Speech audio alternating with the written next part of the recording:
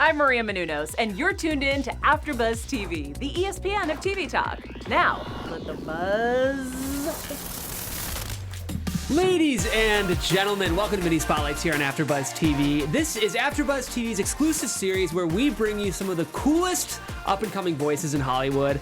I'm Jeff Graham, guys, so excited to be here. I love when I get to run this series, and I'm here with a incredibly talented, not only actor, but poet, Goya Robles. Goya, I'm so excited to have you. Thanks for having me. Of course. Thanks for being here. You guys have seen Goya in a ton of stuff. A lot of shorts, a lot of small features, but of course your huge booking is on EPIX's EPIX adaptation series, Get Shorty, starring Ray Romano and Chris O'Dowd. Incredible show, hugely acclaimed on Netflix, and you're, of course, play Yago on the show, series regular, right alongside Chris and Ray. Really, really cool booking. We're going to talk about all of that as well as your future stuff, some of your poetry. I wish we had more time. We've got about 10, 15 minutes, so I want to get into it fast. First of all, again, thanks for being here. I like to start, born and raised, where are you from, kind of early life for Goya? Well, I was born in Stamford, Connecticut. Stanford? Yeah. It's small. I mean, it's about like 120,000 people, something like that. I always think of The Office when I don't know if you watch that show. I've only watched like little clips and stuff like that, but is that where it takes place? No, it takes place in Scranton, Pennsylvania, but there's a Stanford branch that they often reference, and actually some of it did take place there, so that's my reference for Stanford, Connecticut. Yeah, growing up there, before the big banks came in and changed everything, you know, it was a bit crazy. I grew up pretty poor. I lived in Ecuador when I was a kid, because that was the only place that, you know, my parents could afford to, you know, have a roof over our head and make sure that we were okay. Wow. You know what I mean? You know, I was a foster kid at a certain point. You know, I was, you know, in the system, so it's always a weird question to answer, like what the upbringing was, because it was so many things. You know what I mean? Like I went to 12 different schools by the time I was 18. Wow. You know what I'm saying? Always moving around, and there was a point where my mother went bankrupt, paying for a lawyer because I was facing at least maybe 25 years in prison I was just getting arrested all the time. Wow. You know what I mean? Yeah, that's not an easy question to answer succinctly. Yeah. I mean, I would have to imagine, though, as an actor, part of your job is to empathize with any character you're playing. And I'm sure such a turbulent upbringing really gives you the ability to see the multidimensional facets of any character that you'd be playing.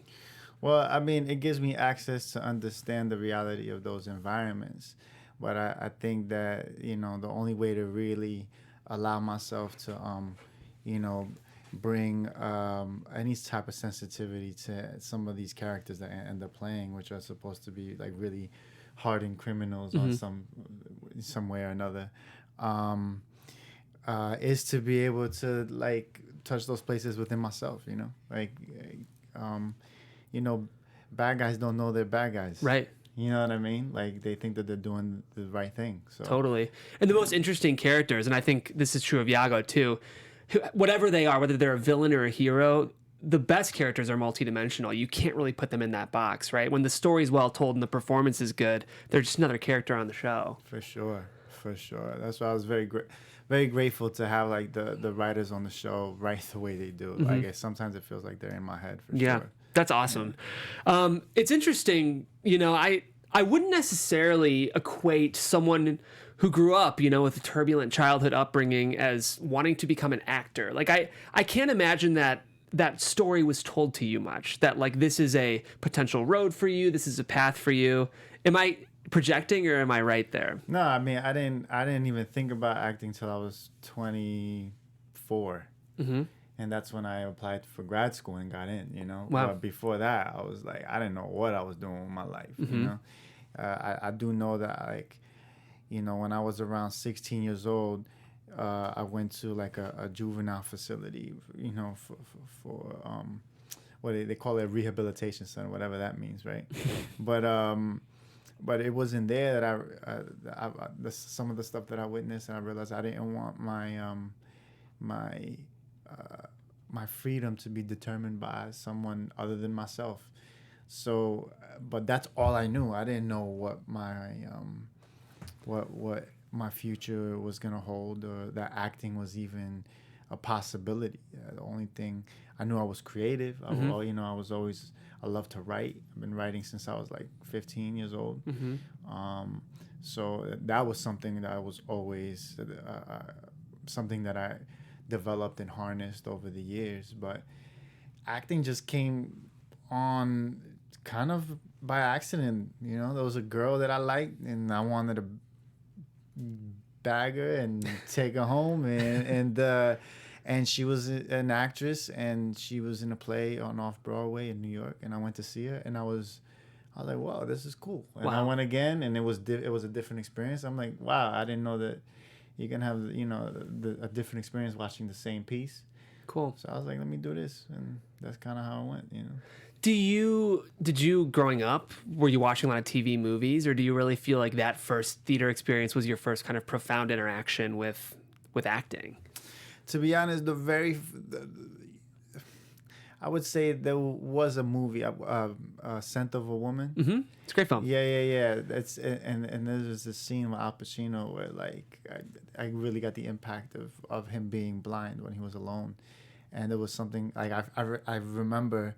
I was in the living room, and I literally felt like what that character was going through, through my skin and my bones, and then the very next thought was, I could do that, but I didn't know what that meant when I said that. It was just like, yeah, I could do that, but that was, I didn't even give it a forethought. I didn't go to. I wasn't a drama school kid. I wasn't like I didn't go to theater. I didn't do any of that stuff. So the acting thing kind of just. I think I was at a point in my life in my 20s where I had a degree in music that I didn't really take seriously, and I just I didn't know what I was gonna do. And when I stumbled upon this acting program, it ended up changing my life. Like I didn't know that acting could be such a almost like a spiritual practice, if it, depending on how you approach it. I think any form of art can be that for us, right? I mean, if you have that creative inclination, I think to repress that and to not explore that can be dangerous. It can be bad for your health. For sure. Yeah, for sure. Do you have any particular teachers or professors in grad school that you look at who you think really inform what you do now? Yeah, her name is Elizabeth Kemp, who actually passed away 3 years ago. I'm so sorry. Yeah, she's thank you. She just cracked me open in a way that I forgot who told me. I think it was my lady that told me, that your passion is directly correlated to the person who introduces it to you. Wow.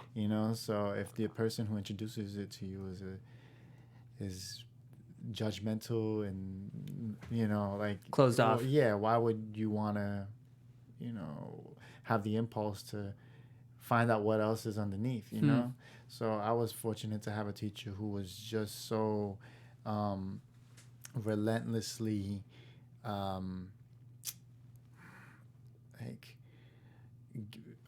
put her heart into her work, and sometimes it came off kind and sensitive, and sometimes it was brutal, but but you always knew where she stood, and she always the craft was the most important thing, and as long as you stood in your craft and gave everything you had, man, you always go with her, Was she here to learn about this booking, or no? Oh, it's too bad. I mean, No, I think she passed. Did she pass that year? 2000, we're 2020. I booked it in 2000. Yes, I don't remember. Yeah. I think it was right around the time right when around the she same passed. time. Yeah. But what a cool continuation of her legacy now to see the people that she influenced doing what they love at a high level, Yeah, for sure. What's so interesting to me, I was telling you before we went on air, a lot of times with, a series regular on a huge, it's EPIX's flagship show, starring enormous A-listers. You could argue Ray Romano is one of the most important performers of the 2000s. Everybody Loves Raymond is a hugely regarded show. Normally the journey to that series regular is like guest star book. It's pretty incredible. I mean, you have a big IMDb, but it's a lot of kind of small indie stuff, and then this huge jump. Can you take me on the journey from someone who's like all of us, grinding, putting out things you're proud of, but probably small platform stuff, to this kind of huge booking? What was that like? Well, there's a bit of insanity that you got to toggle with for sure. I know for me, anytime I did have any type of break, it was always built off of an opportunity that I pursued that wasn't justified by anything else but just my creative expression. So, for example, I did this staged reading in New York, and Ellen Burstyn, the actress, she was directing the stage reading. Cool. And she said, you come out, and I'd love for you to be a part of this. And I didn't get paid for it, and it was just Michael Shannon and Annabella Sciorra were both on the cast. Wow. And, right, and it was just a stage reading at the Labyrinth.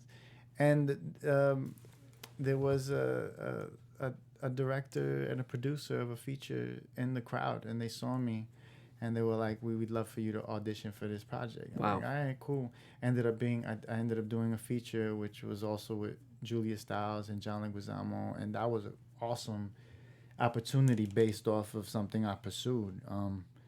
There was a play that I did called.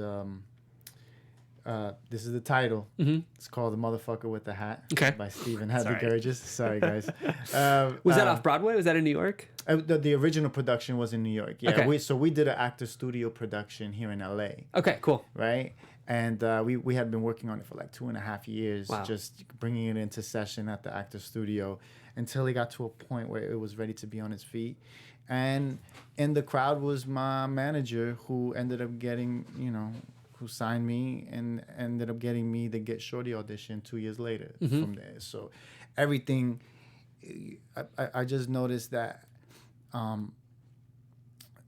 everything seems to be built off of opportunities that I pursue, off of expressions, creative expressions that I need to act on. Yep. And then the other opportunities end up somehow arriving or being connected to them. And when I'm not creating, things don't really move in my life, and so I'm just paying attention to like, I actually, my mentor will say, there's not always employment, but there's always work, so I don't need money to justify the work that I need to do. Employment is fantastic when it comes, and I'm very grateful.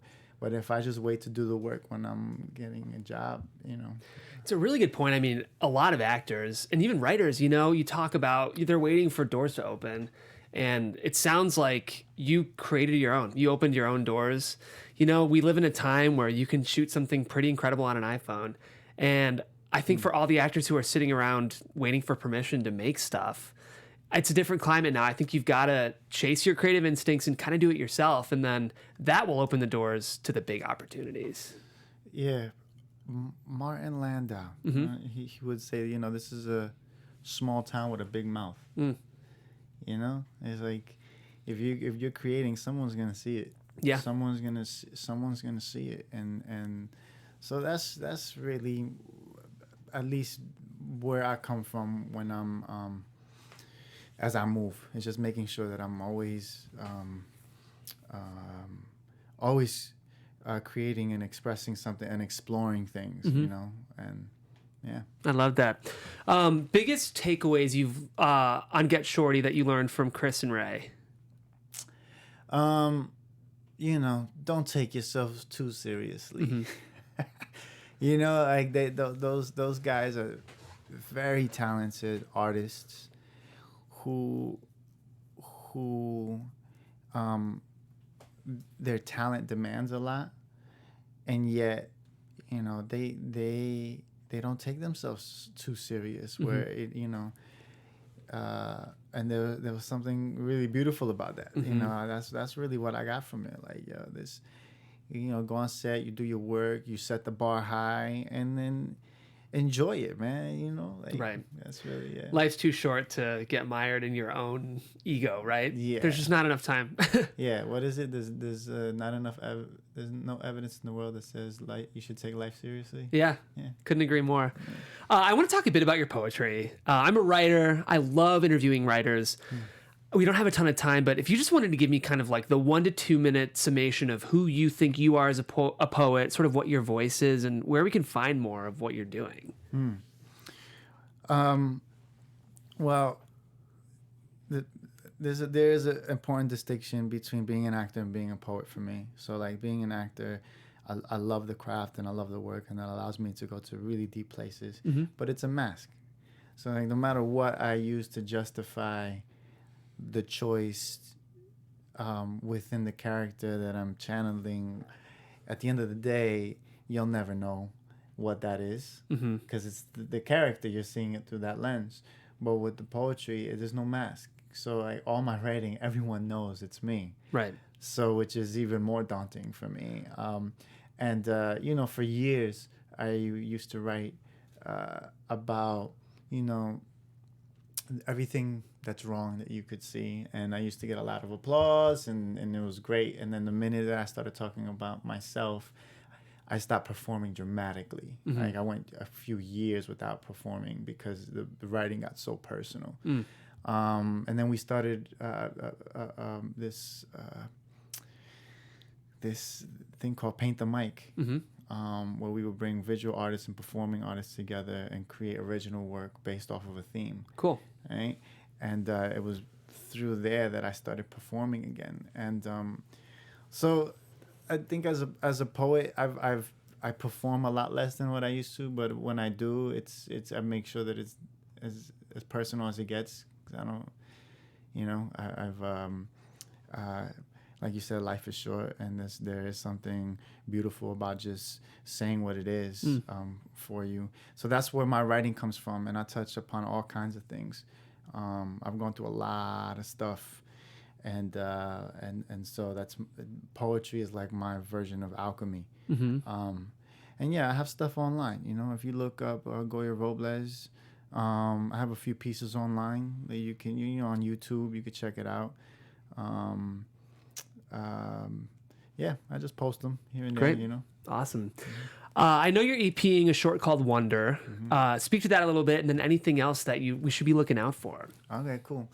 Yeah, Wonder is a short film that I executive produced a year ago, which is killing it on the film festival circuit. Awesome. I'm happy to say. It's about an 11-year-old biracial kid who secretly dreams of being Wonder Woman for Halloween. Oh, cool. Right? So like you get to see from that kid's perspective the struggle with gender and identity, and also the father's struggle. You know, they're from the hood, so you know, like something like that. It's very difficult to deal with when you were brought up a certain way, and now you have a kid, and now this is like, well, what is this? You know, this goes completely against what I was taught, and so it's we get to see kind of the transformation on what a father's love can be in conquering his own prejudices. Wow. You know, you pitched that really well. I'm like, oh, yeah? How can I watch this right now? That sounds awesome. Yeah, it sounds really moving. Yeah, it's good. I mean, we've been we won at Outfest, we won at Urban World, we won at Martha's Vineyard. Great. It's still doing its thing. We're at the Pan American Film Festival that's coming up, I think next week. I will say quickly, I want to see more LGBT stories told in like non-upper middle class white spaces. You know, we're finally seeing LGBT issues on television, which is great, but it's mostly rich white people who are dealing with it. And it's time for us to see that hugely complex issue explored in different spaces. Well, I mean, it's good that you said that. Yeah. You know what I mean? It's true. That's what I want to see. Yeah. You know? Yeah, for sure. And hopefully this is, I mean, we've been lucky enough to possibly, you know, we're in the middle of a deal, at least the writer and the director Great. of the piece. So hopefully you'll be seeing this story explored on a much bigger scale. We'll clip out this moment from the interview and tell the exec that even boring white dudes want to be seeing this on TV too. So. Yeah, man. I think it was Lena Waithe, who I love, said, like, even straight white dudes are just bored of seeing straight white dudes on TV. It's not that we dislike it. It's much more interesting to see finally other stories being told. It's like we're ready for it. It's time, right? Yes. Let's bring it on. Yeah, absolutely. It's a good piece, man. I'm proud of it, and I'm Cool. proud of my brother who directed it, and my boy Gabriel who wrote it. So Awesome. yeah, man. Anything else we should be looking out for you, Goya? Man, I mean, I'm working on a couple things, but it's one of those, I'll keep it under the hood until it's ready. I get that. You know what I'm That's saying? smart. Yeah. I'll keep it under the hood. But I mean, you can go on my social media. I'm not on it as much as I used to be. But, go to Goya Robles on Instagram and we good. Great. It's like, I know social media is like a second job. It's so important. Well, but I'm at that point now. I was like, whatever, man. know. Like, I should post more because that's what I've been told. Right. Whatever, man. I know. If it's not like in your soul, it's really hard. Either way, they can follow you at Goya Robles. Yes. Also, your website, right, is another place to check it out. Okay. GoyaRobles.com. Great, and we'll keep our eyes. I can't wait to see Wonder adapted on Netflix. Hopefully soon. Oh, We'll man, see. I don't that know would where be it the is, but I will be watching that if it goes. And I definitely keep us posted on the short because I'm sure it's in the festival circuit now. But I'd love to watch it once it's out. For sure, man. Thank you for having me. It's fun. And yeah, can I give a shout out to Get Shorty? Yeah. Yeah. Just watch Get Shorty on Netflix, first season. And I've done a lot of projects that I'm not proud of in the past. And this is not one of them. Yeah. For sure. So. Yeah, I mean, it's really, really good. If you liked the film, it's different, but it has that same kind of tone of it's funny, but it's also serious. You kind of experience everything while you're watching the show, which is really hard to find TV that allows that. So that's Get Shorty. Of course, you can catch the first season on Netflix, and then it's also on EPIX if you're subscribed to that. So waiting for that season 4, hopefully, but we'll see as we kind of wait. In the meantime, guys, my name is Jeff Graham. Thank you so much for tuning in to AfterBuzz TV's mini Spotlight On. Today, I chatted with the wonderful and warm actor and poet Goya Robles. Make sure you check him out on Get Shorty. Make sure you follow his short EP as it continues to take over the world. And you're welcome back whenever, Goya. Cool, thanks for being man. here. Appreciate it. Of course, yeah. And thanks for watching Mini Spotlights. We'll see you guys next time here on AfterBuzz TV. Our founder, Keven Undergaro, and me, Maria Menounos, would like to thank you for tuning in to AfterBuzz TV. Remember, we're not just the first, we're the biggest in the world, and we're the only destination for all your favorite TV shows. Whatever you crave, we've got it. So go to AfterBuzzTV.com and check out our lineup. Buzz you later. The views expressed herein are those of the hosts only and do not necessarily reflect the views of AfterBuzz TV or its owners or principals.